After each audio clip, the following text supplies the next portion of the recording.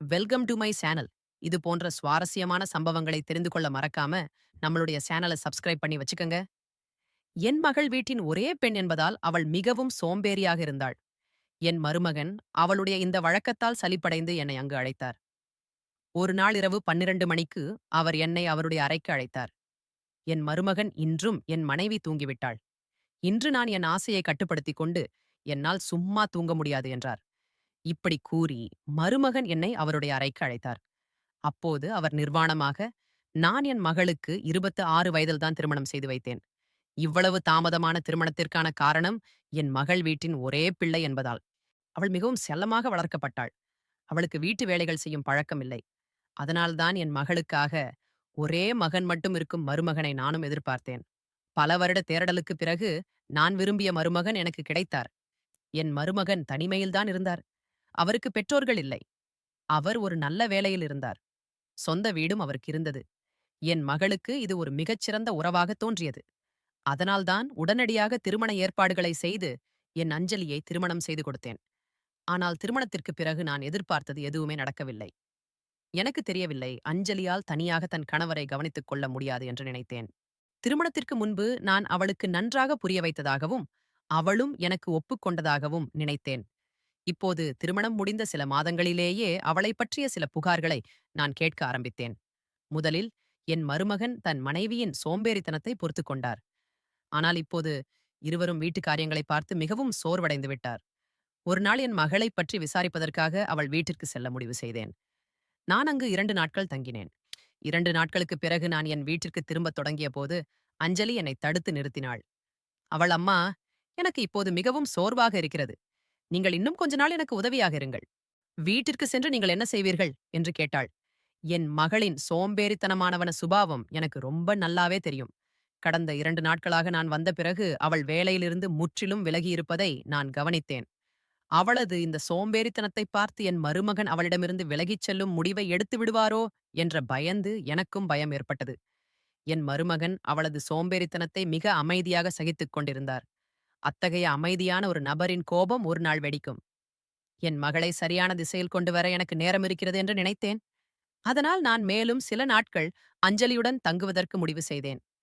அன்று மாலை மருமகன் அலுவலகத்திலிருந்து வீடு திரும்பினார். நான் வீட்டில் இருப்பதைக் கண்டு அவர் ஆச்சரியப்பட்டார். நான் அவருக்கு டீ கொடுத்தபோது அவர், அத்தை, நீங்கள் இன்று காலை புறப்பட இருந்தீர்கள், பிறகு ஏன் திடீரென்று இங்கு இருக்கிறீர்கள் என்று கேட்டார். நானும், நான் இங்கு இருப்பதில் உங்களுக்கு மகிழ்ச்சி இல்லையா என்று கேட்டேன். அவரும், இல்லை, அப்படி எதுவும் இல்லை. நேற்றிரவு நீங்கள் வீட்டிற்கு செல்ல அவசரப்பட்டீர்கள். இப்போது திடீரென்று தங்கிவிட்டீர்கள். அதனால்தான் நான் உங்களிடம் கேட்டேன் என்றார். அவர் மேலும், நீங்கள் இங்கு இருந்தால் எனக்கு லாபம்தான். ஏனென்றால் கடந்த 2 நாட்களாக உங்கள் கைவண்ணத்தில் உருவான சுவையான உணவை நான் அனுபவித்து வருகிறேன். திருமணம் நடந்ததிலிருந்து இப்போது நான் வயிறு நிறைய சாப்பாடு சாப்பிடுகிறேன். மருமகன் சொன்ன இந்த வார்த்தையை கேட்டதும் அஞ்சலி தன் கணவரை எந்த அளவுக்கு நன்றாக கவனித்துக் கொள்கிறாள் என்பது எனக்கு புரிந்தது. நான் அவரிடம், நான் இன்னும் சில நாட்கள் இங்கு தங்கி உங்களை கவனித்துக் கொள்வதோடு அஞ்சலிக்கு மேலும் சில வீட்டு வேலைகளை கற்றுக் கொடுப்பேன் என்று கூறினேன். மருமகனும் சந்தோஷப்பட்டார். அப்போது மருமகன், நீங்கள் எப்போதும் இங்கேயே தங்கினாலும் எனக்கு எந்த பிரச்சனையும் இல்லை. ஏனென்றால் நீங்கள் வீட்டில் இருந்தால் அஞ்சலியும் உங்களைப் போல் ஆகிவிடுவாள் என்றார்.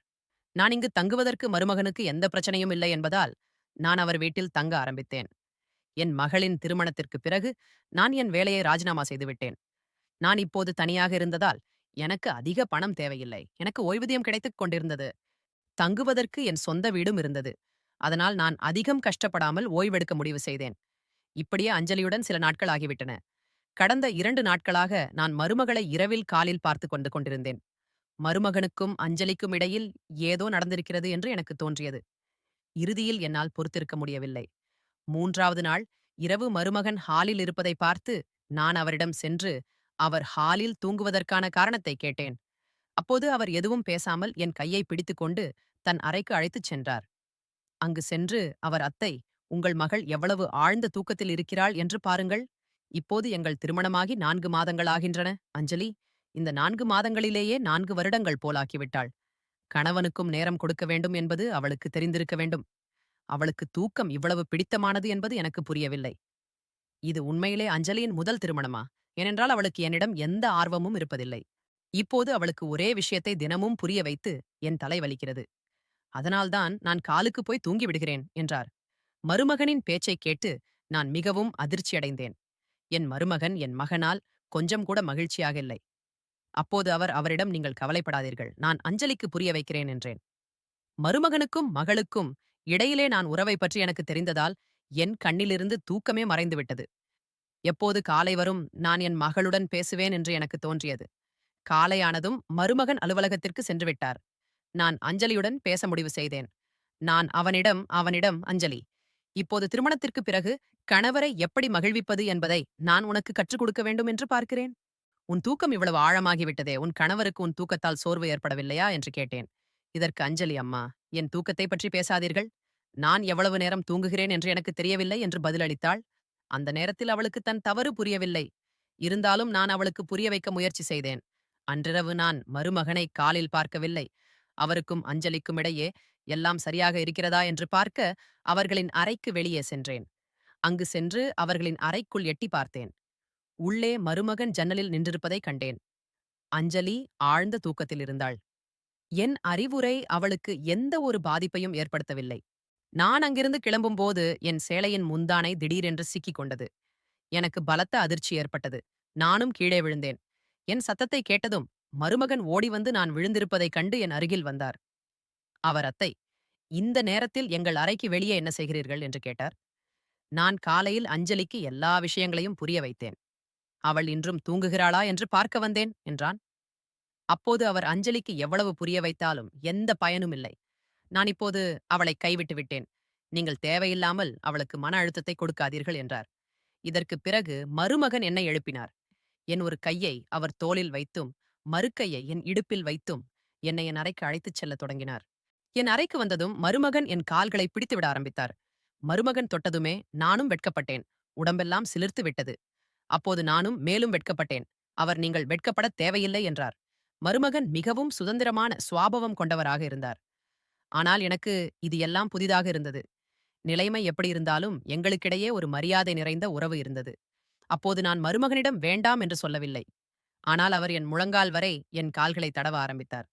அப்போது மருமகனின் கண்கள் என் மீது ஒரு வித்தியாசமான முறையில் சுழன்று கொண்டிருந்தன. மெதுவாக மருமகனின் கண்கள் என் மீது திரும்பத் தொடங்கின. அந்த நேரத்திலே நான் அதை உணரவில்லை. நான் இப்போதும் அழகாக இருக்கிறேன். என் உடல் முன்பை போலவே இருக்கிறது. அப்போது என் கால்களை தொடும்போது, மருமகன், அத்தை, உங்கள் மகளை விட நீங்கள் சோர்வாக தெரியவில்லை. நீங்கள் இப்போதும் அழகாகவும் இளமையாகவும் இருக்கிறீர்கள் என்றார். மருமகன் சொன்னதைக் கேட்டு நானும் புன்னகைத்தேன். இதற்கு பிந்தைய நாட்களில் அஞ்சலிக்கு எல்லாவற்றையும் கற்றுக் கொடுக்க நான் முயற்சி செய்து கொண்டிருந்தேன். அவள் மெதுவாக என்னிடமிருந்து வீட்டு வேலைகளை கற்றுக்கொள்ள ஆரம்பித்தாள். ஒரு இரவு பாத்திரங்கள் சத்தம் கேட்டது. நான் உடனடியாக அறைக்கு வெளியே வந்தேன். மருமகன் உணவு தட்டை கையில் பிடித்துக்கொண்டு சமையலறையிலிருந்து வெளியே வருவதைக் கண்டேன். என்னை பார்த்ததும் அவர் ஆச்சரியமடைந்தார். இவ்வளவு இரவில் உணவு தட்டோடு எங்கே போகிறீர்கள் என்று அவரிடம் கேட்டேன். அவர், எனக்கு இரவில் பசிக்கிறது. நீங்கள் சமைத்த சுவையான உணவு திடீரென்று என் நினைவுக்கு வந்துவிட்டது என்றார். சரி, நாம் இருவரும் ஒன்றாக அமர்ந்து சாப்பிடலாம் என்றேன். மருமகன் என் கையை பிடித்து மேசை நாற்காலியில் அமரை வைத்து எனக்கு உணவு பரிமாறத் தொடங்கினார். அவர் எனக்கு உணவு பரிமாறிக் கொண்டிருந்த போது அவரின் ஒரு கால் என் காலில் மீது இருந்தது. அவர் மீண்டும் மீண்டும் என் கண்களை பார்த்துக் கொண்டிருந்தார். நான் அவரின் மாமியார், ஆனால் அவருக்கு இது நினைவில் கிடையாது. நான் சாப்பிட்டுவிட்டு தண்ணீர் குடித்தேன். பிறகு மருமகனிடம் என் வயிறு நிறைந்துவிட்டது என்று சொன்னேன். ஆனால் மருமகன் மேலும் சாப்பிடுமாறு வற்புறுத்தினார். நானும் அவருக்கு உணவு பரிமாறினேன். அவர் என்னிடம் மிகவும் வித்தியாசமான முறையில் நடந்து கொண்டார். ஆனால் என்னால் அவரை மறுக்கவில்லை. நான் மருமகனிடம், நாளை சில மாணவர்கள் எங்கள் வீட்டை வாடகைக்கு எடுக்க வருவதாக சொல்லியிருக்கிறார்கள். எங்கள் வீட்டின் மாரியறை காலியாக உள்ளது. இந்த அறையை வாடகைக்கு விடலாமா என்று கேட்டேன். ஆனால் மருமகன் மறுத்துவிட்டார். நானும் வேறு எதுவும் சொல்லவில்லை. அடுத்த நாள் இரவு மருமகன் எல்லையை மீறினார். அவர் என் அறைக்கு வந்து என் கையை பிடித்துக்கொண்டு என்னுடைய எண்ணை அவருடைய அறைக்கு அழைத்துச் சென்றார். நான் மிகவும் பயந்து போய் அவரிடம், இது என்ன நடக்கிறது மருமகனே என்று கேட்டேன். அவர் எனக்கு ஒரு நைட்டி உடையை கொடுத்து, இதை அணிந்து கொண்டு வாருங்கள் என்றார். அவர் சொன்னதை கேட்டு நானும் அதிர்ச்சியடைந்தேன். நான் அவரிடம், நீங்கள் என்ன பேசுகிறீர்கள்? நான் உங்கள் மாமியார். இதை நீங்கள் மறக்கக்கூடாது என்று சொன்னேன். ஆனால் அவர், அஞ்சலி தூங்கிவிட்டாள். என் வீட்டின் மற்ற தேவைகளை உங்களிடமிருந்துதான் நான் பூர்த்தி செய்ய வேண்டும். இந்த நைட்டியை நான் ஆஞ்சலிக்காக வாங்கி வந்தேன். ஆனால் அவள் அதை அணியவில்லை. நீங்களே இந்த நைட்டி ஆடையை அணிந்து எனக்கு காட்டுங்கள். மருமகன் சொன்னதைக் கேட்டு நான் மிகவும் வெட்கப்பட்டேன். அவரிடம் நான் உங்கள் மாமியார் இதை நீங்கள் மறக்கக்கூடாது என்று சொன்னேன். ஆனால் அவர் அவரை மறுக்க முடியாமல் அங்கிருந்து சென்று விட்டேன். அடுத்த நாள் அஞ்சலி தூக்கத்திலிருந்து எழுந்து காலை உணவு சாப்பிடத் தொடங்கினாள். அவள் காலை உணவு சாப்பிடும்போது நான் அவளிடம் அந்த நைட்டு ஆயட கொடுத்து, நான் இப்போது இங்கிருந்து கிளம்புகிறேன். ஏனென்றால் நீ திருந்துவதாக தெரியவில்லை. எனக்கும் உன்னை கொஞ்சம் கூட பிடிக்கவில்லை. மருமகன் எனக்கு இந்த நைட்டியை கொடுத்தார். என்னிடம் தன் விருப்பத்தை வெளிப்படுத்தினார். உன்னால் எனக்கு மருமகனின் வார்த்தைகளை கேட்க நேர்ந்தது. உன்னால் உன் கணவரை மகிழ்விக்க முடியாவிட்டால் உன் வாழ்க்கை வீண். நான் அஞ்சலியிடம் நிறைய பேசினேன். என் பேச்சைக் கேட்டு அவள் அழ ஆரம்பித்தாள். அவள் அம்மா, சில நாட்களாக எனக்கு நல்லது நடக்க வேண்டும் என்று நீங்கள் எனக்கு புரிய வைக்க முயற்சி செய்கிறீர்கள். எனக்கு எல்லாம் புரிகிறது. ஆனால் நான் என்ன செய்ய முடியும்? எனக்கு இரவில் ஏன் ஆழ்ந்த தூக்கம் வருகிறது என்று எனக்கு புரியவில்லை. திருமணமான சில மாதங்களுக்குப் பிறகுதான் எனக்கு இப்படி திடீரென்று தூக்கம் வர ஆரம்பித்தது. உங்கள் மருமகன் விவேக் என்னைப் பற்றி என்ன சொல்கிறார் என்று எனக்கு தெரியாது. ஆனால் இன்று வரை நான் உணர்ந்தது என்னவென்றால், விவேக்கிற்கு என்னிடம் எந்த ஆர்வமும் இல்லை. அப்போது அஞ்சலி தன் கணவரைப் பற்றி பொய் சொல்கிறாளா? அல்லது மருமகன் தன் மனைவியைப் பற்றி பொய் சொல்கிறாளா என்பதை புரிந்து கொள்வது சாத்தியமற்றது என்று நினைத்தேன். அன்றிரவு நான் அஞ்சலியை என் அறைக்கு செல்லச் சொன்னேன். அவளுக்கு பதிலாக நான் அங்கு சென்று படுத்தேன். அன்றிரவு நான் அஞ்சலியைப் போல நைட்டி உடை அணிந்து அவளுக்கு பதிலாக தூங்க முயன்றேன். நான் என் முகம் வரை போர்வையை இழித்து போர்த்திக் கொண்டேன். மருமகன் அவரின் அறைக்கு வந்தபோது நானும் அதிர்ச்சியடைந்தேன். என் கால்களிலிருந்து போர்வை கொஞ்சம் நழுவியது. அப்போது மருமகன் என்னை அஞ்சலி என்று நினைத்துக் கொண்டார். அவர் என் அருகில் வந்து என் கால்களை தடவ ஆரம்பித்தார். அந்த நேரத்தில் எனக்கு ஏதோ விசித்திரமாக நடக்கப் போகிறது என்று அப்படி தோன்றியது. ஆனால் அதே நேரத்தில் கதவு சத்தம் கேட்டது. எனக்கு ஒரு பெண்ணின் குரல் கேட்டது. மருமகன் என் கால்களை தடவிக் கொண்டிருந்தார். இதைப் பார்த்த அந்த பெண், விவேக் என் மீது உனக்கு சலிப்பு வந்துவிட்டதா? இப்போது உன் சோம்பேறி மனைவியை உனக்கு பிடிக்க ஆரம்பித்து விட்டதா என்று கேட்டாள்.